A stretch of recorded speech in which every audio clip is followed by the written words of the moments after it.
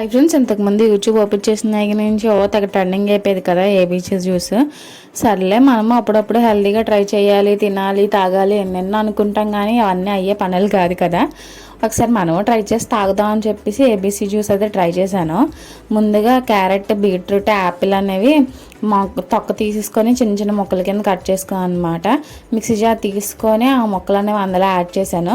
కొంతమంది నిజంగా హనీ లేకుండా కూడా తాగుతారు. నేను హనీ వేసుకొని కూడా తాగలేకపోయాను. హనీ కూడా యాడ్ చేసుకొని కొద్ది కొద్ది వాటర్ యాడ్ చేసుకుంటూ మెత్తం మిక్సీ పట్టేసుకోవాలి. టేస్ట్ అలవాటు అయ్యే కొద్దీ బాగానే ఉంటుందేమో, కానీ నాకు స్టార్టింగ్ తాగడానికి గ్లాస్ జ్యూస్ తాగడానికి దగ్గర 1/2 అవర్ పట్టిందేమో. నాకైతే చాలా కష్టంగా అనిపించింది. అలవాటు అయితే తాగేయచ్చు, హెల్దీ కదా, కొన్ని కొన్ని కష్టంగా ఉన్నా సరే ఇష్టం చేసుకోవాలి.